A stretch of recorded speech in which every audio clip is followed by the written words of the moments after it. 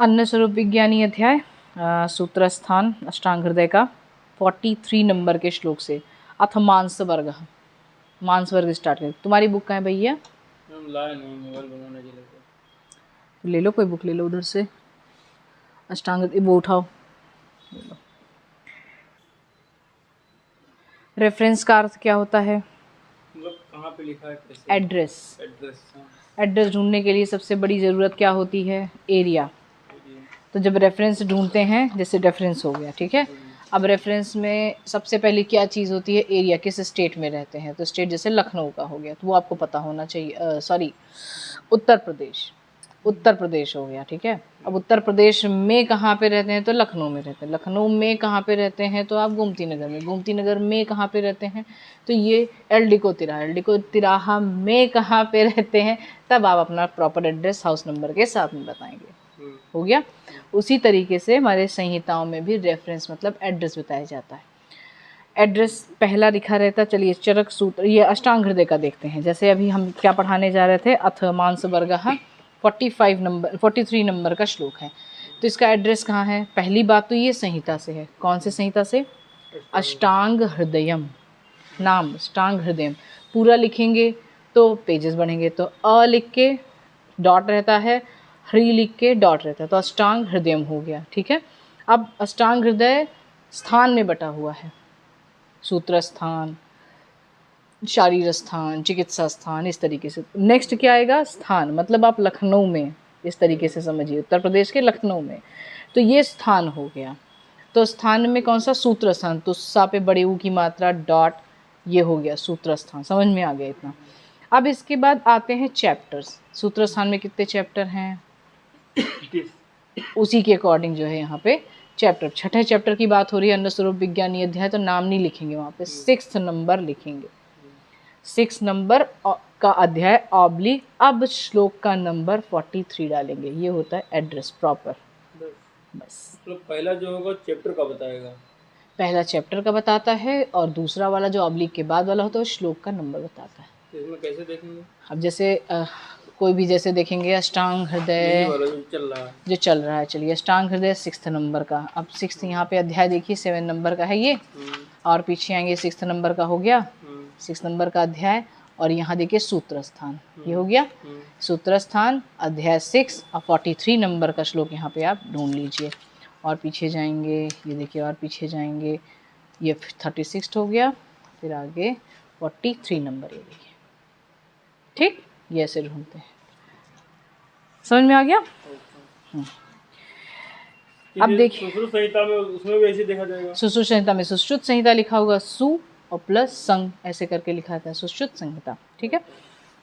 देखिए हरिण, एण, कुरंग, अर्क्ष, गोकर्ण, मृगमातृकाः, शश, शंबर, चारुष्क, शरभाद्या मृगाः स्मृताः। मृग के मतलब मृग मतलब आप क्या जानते थे? मुर्गा हैं? खाने वाली बात नहीं हो रही है, हरदम मुर्गा ही दिखेगा तुझे। मृग मतलब होता है जानवर, ऐसा समझिए, ठीक है, जानवर। तो उसके 10 भेद बताए गए हुए हैं, इसके नाम याद कर लीजिएगा, ठीक है। मृग्यते इति मृगः ऐसा बताया हुआ है, जिन्हें शिकार के लिए ढूंढा जाता हो, मृग्यते, जिन्हें शिकार के लिए ढूंढा जाता है उसे मृग कहते हैं। जिनका शिकार करके खाया जाता है, भोजन में उपयोग किया जाता है, या किसी भी चीज़ में उपयोग किया, जिनका शिकार किया जाता है वो है मृग। ऐसे 10 प्राणियों के नाम यहाँ पे गिनाए गए हुए हैं, ठीक। इनका एग्जाम में ऑब्जेक्टिव क्वेश्चन में पूछा भी जा चुका है कि अष्टांग हृदय में कितने मृग के प्रकार बताएं, तो 10 प्रकार के, ठीक है। हरिण, एण, कुरंग, ऋक्ष, गोकर्ण, मृगमातृका, शश मतलब खरगोश, शंभर मतलब सांभर हरिण, चारुष्क और शरभ, ये मृग के 10 प्रकार होते हैं, ठीक। अभी बस इतना ही देखो, आगे चल के बाकी चीज़ें बताई जाएंगी, ठीक है। श्लोक नंबर 44, 45 और 46 का फर्स्ट लाइन। जो श्लोक लिखे होते हैं वो 2 लाइन में हैं अष्टांग हृदय में, तो जिसमें पहली एक लाइन के बाद में छोड़ दिया गया हुआ है वो फर्स्ट लाइन होती है। 2 लाइन मिला के एक श्लोक होगा, ठीक है। जिसके आगे नंबरिंग पड़ी रहती है। समझ में आ गया? देख रहे हो ना अपनी बुक में? देख रहा हूँ। हाँ, तो 44, 45 और 46 का पहला नंबर इतना आता है विष्किराहा। देखो लास्ट में लिखा है विष्किराहा, विष्किर प्राणी। विष्किर का अर्थ क्या होता है? कुछ प्राणी या कुछ मृग ऐसे होते हैं जो चीज़ें बिखेर के खाते हैं। जैसे कबूतर देखा है, हाँ। लोग पक्षी पालते हैं, पक्षी पालते हैं ना, तो उनको जब कोई चीज़ कटोरी वटोरी में दो या कोई चीज़ ऐसे ही या फिर किसी पात्र में दे दो तो पहले उसको बिखेर देते हैं, वो पहले गिराएंगे। तो बिखेर के खाने वाली जिन प्राणियों की आदत होती है उसे कहते हैं विष्किर प्राणी। संस्कृत नेम है ये, इनका डेफिनेशन है। विष्किर किसको कहते हैं? जो प्राणी अपने खाने को बिखेर के खाते हैं, दैट इज कॉल्ड विष्किर प्राणी। ठीक है, इसमें कौन कौन से जानवर आते हैं देख लीजिए। लाव, वार्तिक, वर्तीर, रक्तवर्त्मक, कुक्कुभ, कपिंजल, उपचक्र, चकोर, कुरुबाहु, वर्तक, वर्तिका, तित्तिर, क्रकर, शिखी, ताम्रचूर्ण, बकर, गोनर्द, गिरिवर्तिका, शारपद, इंद्राभ और वरटा। इतने सारे नाम बता दिए गए। ये संस्कृत नाम है। इन सब में समझ में नहीं आया होगा क्या है क्या नहीं है। नहीं समझा ना? इसमें कुछ प्राणी ऐसे हैं जो अब दुनिया में नहीं हैं या अपने देश में नहीं पाए जाते हैं, तो जिनसे आप इंट्रोड्यूस्ड हैं उनके नाम, जैसे कपिंजल होगा, गौरैया, स्पैरो जिसको बोलते हैं, यू नो। ठीक है, वर्तक, चकोर भी पता होगा, चकोर शाम को ही दिखती है, चीची चीची करती रहती है। ठीक है, वर्तक मतलब बटेर को बोलते हैं। ठीक है, और तित्तर भी पता होगा। तित्तर पता है। हाँ, लड़ाए भी जाते थे। हाँ, तित्तर लड़ाए जा भी जाते थे। शिखी का अर्थ होता है मयूर मतलब मोर। ताम्रचूर्ण का अर्थ होता है जिसके सिर पे रेड कलर का मुकुट लगा हो। कौन सा है ऐसा जानवर? ताम्रचूर्ण बोला है उसे। एक शायद देखे तो हैं, चोंच लंबी होती है। जिसकी पहले तुम बात कर चुके हो, मुर्गा। हाँ, मुर्गा। गधा। ताम्रचूर्ण मतलब मुर्गा। ठीक है, और इंद्राभ, शारपद, अभी तो इतना ही समझो केवल। और वर्तिका? वही मैं कह रही हूँ ना, कुछ कुछ जानवर ऐसे हैं जो अभी नहीं पाए जाते होंगे। सब संस्कृत नेम है। ठीक है, कुछ कुछ के एक्सप्लेनेशन मिलते हैं, कुछ कुछ के एक्सप्लेनेशन मिलते भी नहीं हैं। एग्ज़ाम के लिए आपकी क्या ज़रूरत है कि आपको विष्किर का अर्थ पता होना चाहिए, 2-3 जानवर के नाम इसमें से पता होने चाहिए।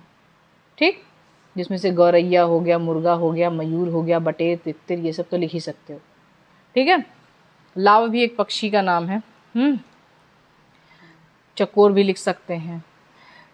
श्लोक नंबर 46 और 47 का पहली लाइन, प्रतुद। प्रतुद, प्रतुद का अर्थ क्या होता है? जो पक्षी अपनी चोंच से आहार को चोट करके खाते हैं, उसको पहले मारते हैं उसके बाद खाते हैं, तब उसका ग्रहण करते हैं, उसे प्रतुद कहते हैं। ठीक है, प्रतुद्य तुंडेन आहत्य शाल्योदेहे भक्षणात् प्रतुदाहा। ये टीका में आया हुआ है, मतलब प्रतुद का डेफिनेशन बताया हुआ है, इसमें लिखा गया हुआ है, इसीलिए हमने बताया था बुक बढ़िया है, ठीक ठाक है। कौन आया देख लो जरा, पॉज करके। बीच में तुमने हाथ लगाया तो मुझे लगा तुमने बंद कर दिया। चलिए, मांस वर्ग का प्रतुद पहुँचे हैं हम लोग। ठीक है, 46 जो पिछला वाला वीडियो है उसको भी मर्ज कर देंगे। ठीक है, क्योंकि बहुत छोटा सा था वो। प्रतुद का अर्थ होता है 46 नंबर का श्लोक, अन्नपान, ये अन्न स्वरूप विज्ञानी अध्याय का अष्टांग हृदय में मिला जी, मैं मिल गया। ठीक है, प्रतुद का अर्थ होता है जो पक्षी अपने आहार को चोंच मार कर खाते हैं। ठीक है, जैसे कोई फल है लटका हुआ तो उसको जब तक चोंच मार के पूरा घायल नहीं कर देंगे तब तक वो खाते नहीं हैं, उन्हें प्रतुद कहते हैं। उसमें जीवन जीवक, दात्यूह, भृंग, शुक, तोता। शुक का अर्थ होता है तोता। ठीक है, सारिका, लट्वा, कोकिल मतलब कोयल। ठीक है, हारीत, हरियल पक्षी, ये गांव के लोग जानते होंगे, हरियल पक्षी, हरियल बोलते हैं इसको। कपोत, कबूतर और चटक, चटक भी चिड़िया का नाम है, ठीक है। ये सब प्रतुद में आते हैं, ठीक। इनके गुण अभी बाद में बताए जाएंगे, ठीक है। अभी इनके मतलब समझो कि क्या हैं ये और क्या चीज़ें, मतलब कौन कौन से पक्षी या जानवर इसके अंडर में आते हैं। नेक्स्ट आते हैं 46, जिनको विलेशय कहा जाता है। भेक, गोधा, अहिश्वाविद, आद्या विलेशयाः। विलेशय मतलब जो बिल में रहने वाले होते हैं, अपना घर उनका बिल में ही रहता है। निकलेंगे, सैर करेंगे, शिकार करेंगे, फिर बिल में घुस जाएंगे। उसमें सबसे पहले आता है भेक। भेक अर्थ होता है मेंढक। गोधा, गोधा गोह बोलते हैं, गोह पता है?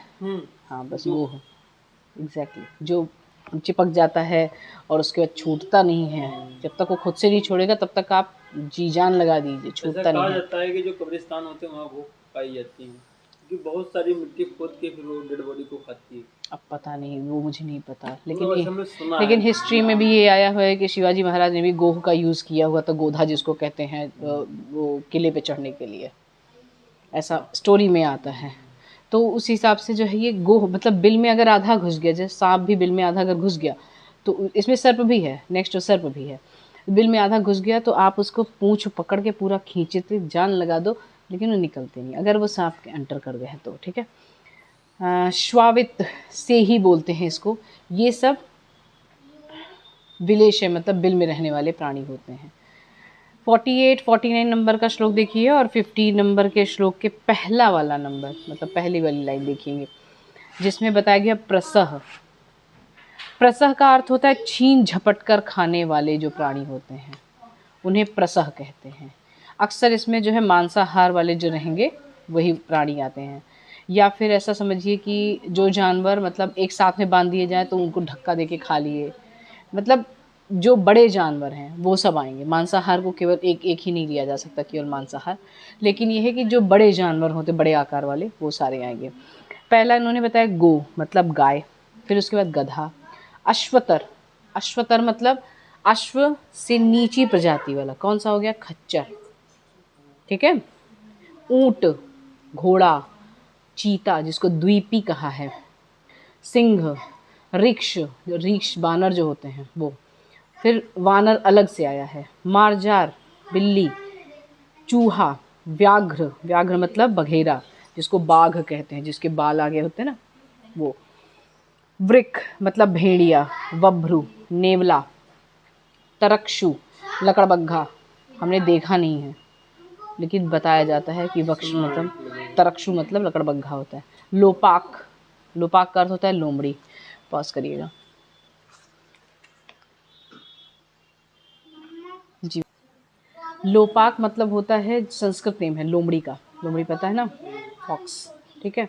जम्बुक गीदड़, श्येन मतलब बाज, बाज और ये चील ये सब पता होगा ना। चाश, किकीदिवी इसका नाम बताया, चाश पक्षी होता है, चाश पक्षी।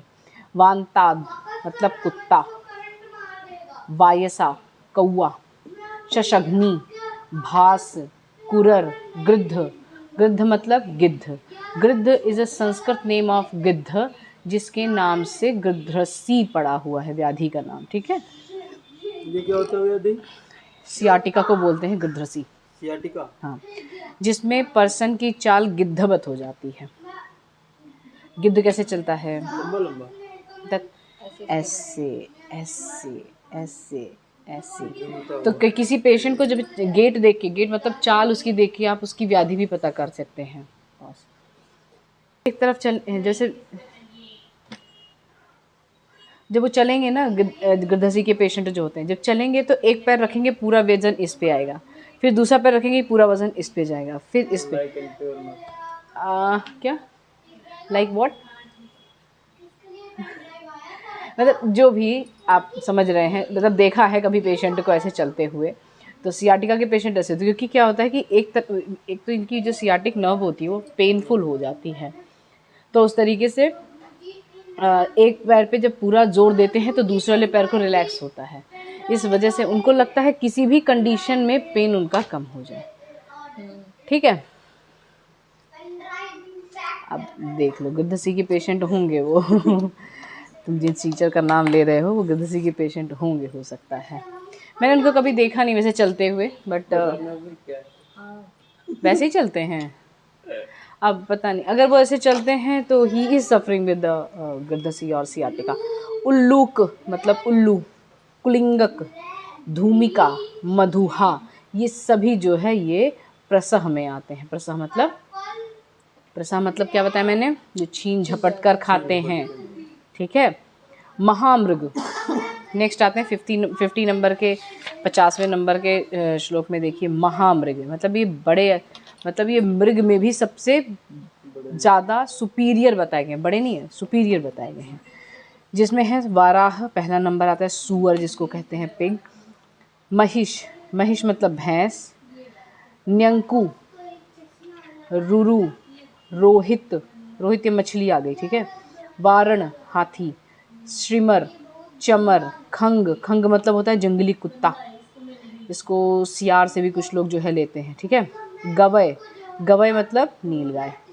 ये 10 जो बताए गए ये महामृग हैं। पहले तो इन्होंने 10 मृग के भेद बताए, उसके बाद फिर 10 महामृग बताए हैं, ठीक है।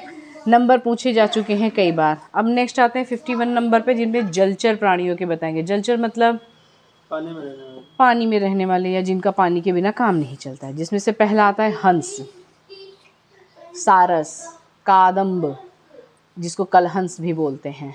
बक मतलब बगुला। कारंडव हंस के समान ही होता है, वाइट कलर का होता है पक्षी, ठीक है। प्लव, सरस तो बलाका, नहीं सरस नहीं, सरस आगे बोल दिया गया सारस के नाम से, देखो। बलाका, उत्क्रोश, चक्राव, मद्गु, मद्रू, मद्रू मतलब जलकौआ, मतलब जल पे तैर तैर के वो उड़ते रहते हैं, हाँ काला ही होता है।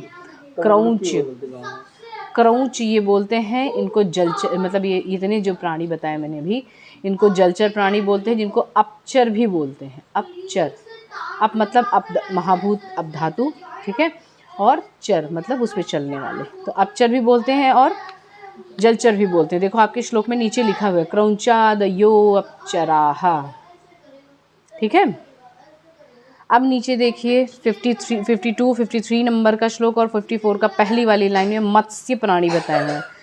ये जो जलचर होते हैं, जलचर मतलब जल पे चलने वाले होते हैं, मतलब जल के बिना इनका काम नहीं चलता है, बीच में जल में आएंगे ये।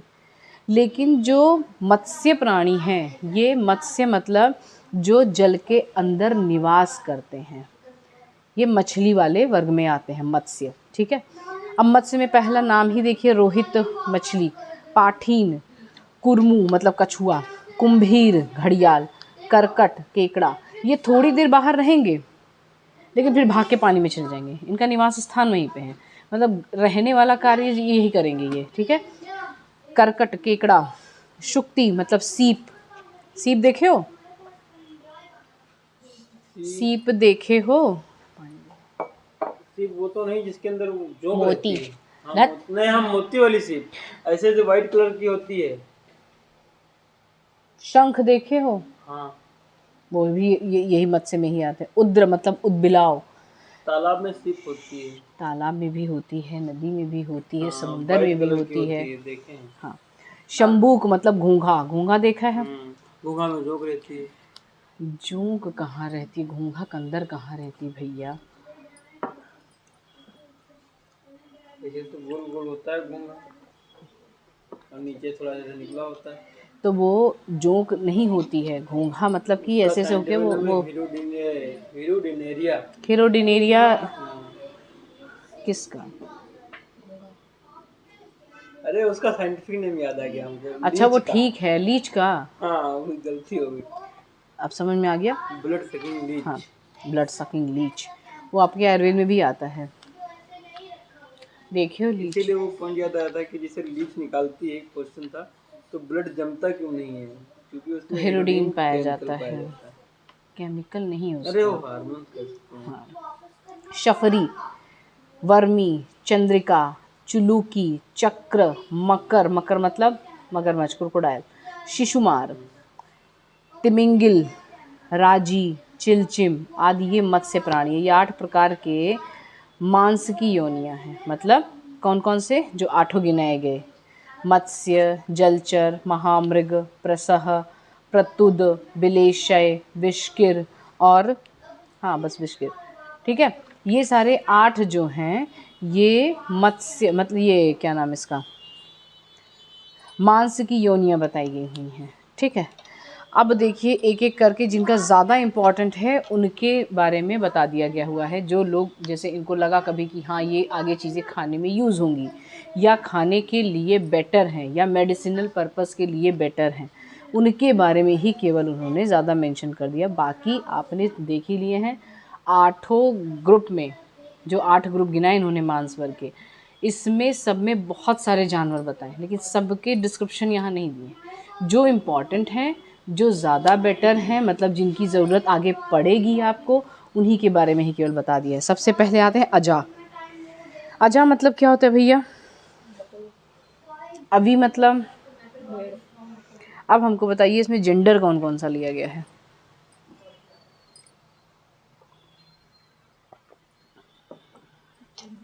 मतलब भेड़ है, अभी मतलब भेड़ है तो मेल है कि फीमेल है? ये दोनों लिए होंगे, उधर जनरली तो मेल को लेना चाहिए।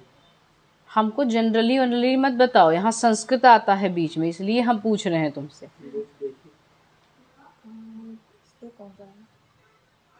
मास की गुण ये लिखेंगे 54 नंबर का श्लोक है। संस्कृत पढ़ो। योनिषु अजावि व्यामिश्र गोचरत्वाद निश्चिते।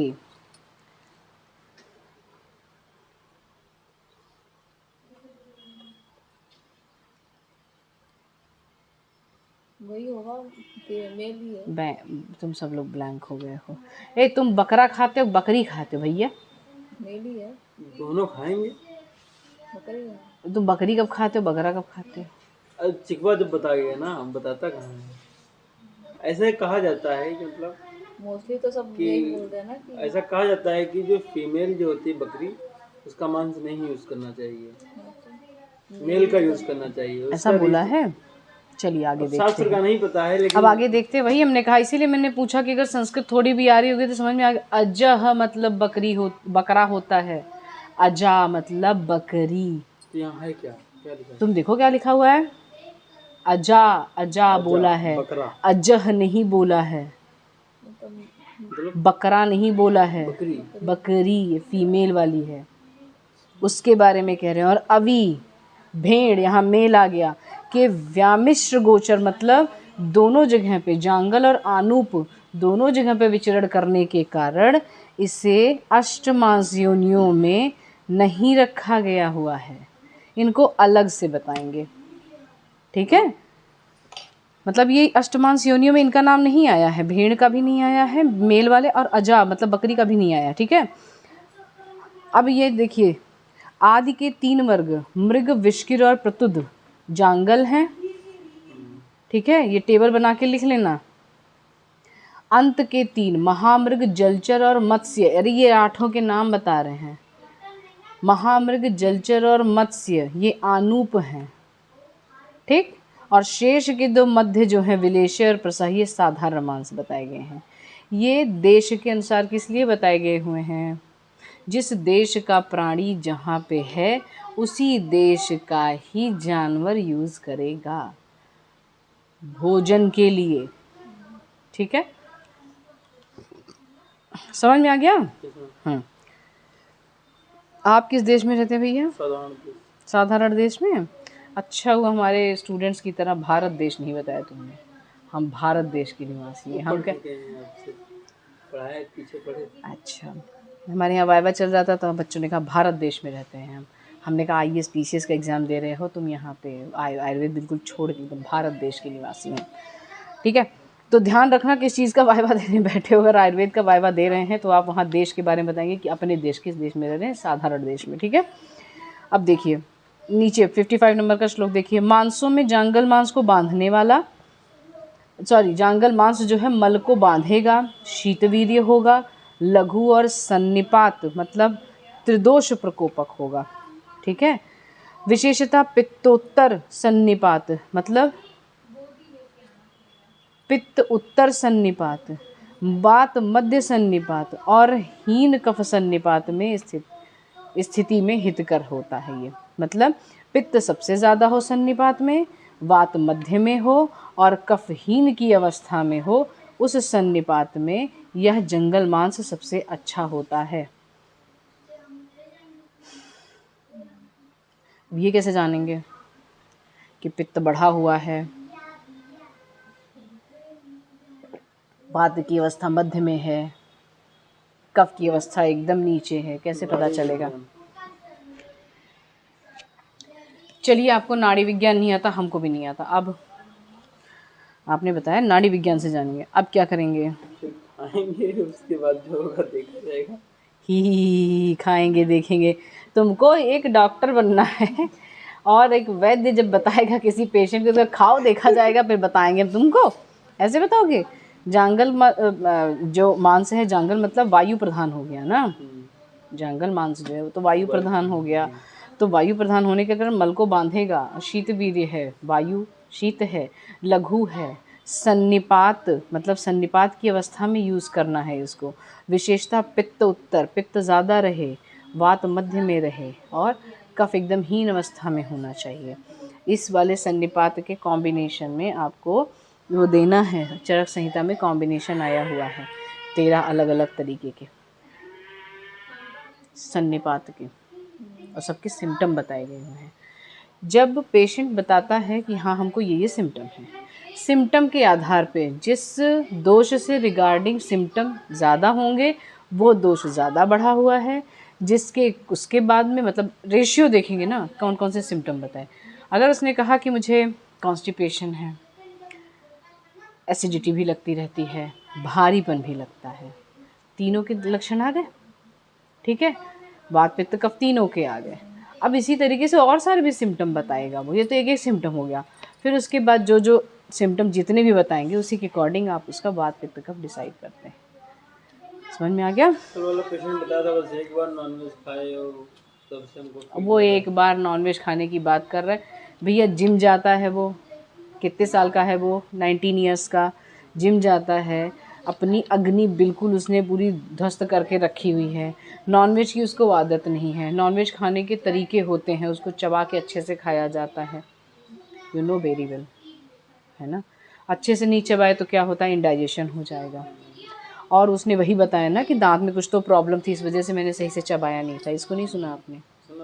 तो अग्नि पर ज़्यादा ज़ोर पड़ता है। और मम्मी लोगों की बड़ी गंदी आदत होती है, मेरे बेटे ने कुछ नहीं खाया, पतला दुबला सा है, केवल कल ही तो नॉनवेज खाया था। अरे कल खाया था, उसको देखा आपने पचा है कि नहीं? क्योंकि 10 तक 12 तक हम RSS में पढ़े हैं, तो 2 साल हमको खाया स्टार्ट करना होगा।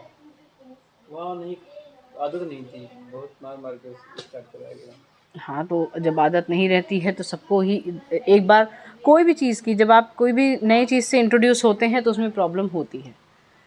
चाहे वो खाना हो, चाहे वह देश हो, या कोई स्टडी का मटेरियल हो। आप नई चीज़ जब भी आप स्टार्ट करेंगे तो थोड़ी प्रॉब्लम होगी उसको यूज़ टू होने के लिए, ठीक है। तो उनके बारे में मत पूछो, वो आधी चीज़ें गलत भी बता के गए हैं। एक दिन नॉनवेज खाया, और नॉनवेज बहुत दिन से खा रहे थे वो, सिर्फ इसलिए कि उनको NDA का प्रिपरेशन करना है और जाना है उसमें नेवी में, इस वजह से। चलिए नेक्स्ट देखते हैं, शश 56 नंबर का देखिए। शश खरगोश का मांस सबसे पहले बताया हुआ है। अग्नि दीपक होता है, कटुविपाकी होता है, ग्राही होगा, रूक्ष होगा, शीतवीर्य होगा। अब इसमें से क्या शब्द तुमको नहीं समझ में आया? सब समझ में आ गया। खरगोश की जो चाल होती है, जो उसका कैरेक्टर होता है, उसको ध्यान रखो और सारे गुण को ध्यान रखो। खरगोश देखो कभी भी एक जगह टिकेगा नहीं, और जहाँ टिकेगा तो तुमको लगेगा बैठा हुआ है, बैठा नहीं रहता वो। शिकार मतलब जस्ट नेक्स्ट स्टेप कूदने की चाल के अकॉर्डिंग बैठा रहता है। ऐसे बैठे रहेगा, उस पर धड़ाक से कूदता है, जंप कर करके चलता रहता है। उस तरीके से उसका अग्नि दीपक है, मतलब वो कभी बैठता नहीं। अग्नि दीपक मतलब वो बार बार, वो जितना मूविंग उसकी रहे ना, फास्ट मूविंग है। जितना फास्ट मूविंग वाले जो जानवर होते हैं उनके जो ये रहते हैं मांस, वो अग्निदीपक हल्के रहेंगे खाने में। जैसे बकरी जो घर पे बंधी हुई है, एक खूंटे में बांध के आपने रख दिया उसको, वो कभी भी लघु नहीं हो सकती है। बकरी को सिर्फ चराने ले जाते हैं, क्यों? उसकी आदत देखे हो, न्याम कंटिन्यू मुँह चलता रहता है। स्ट्रगल करके वो खाती हैं, ढूंढ के घूमती रहती, फिरती रहती। इसीलिए उनका हल्का होता है। पढ़ा था पॉइंट, पॉज कर दूं? कोई बात नहीं। तो उसमें यह था कि जैसे कि जो रनिंग एनिमल्स होते हैं उनका जब हम मांस खाते हैं तो खाने में खट्टा लगता है।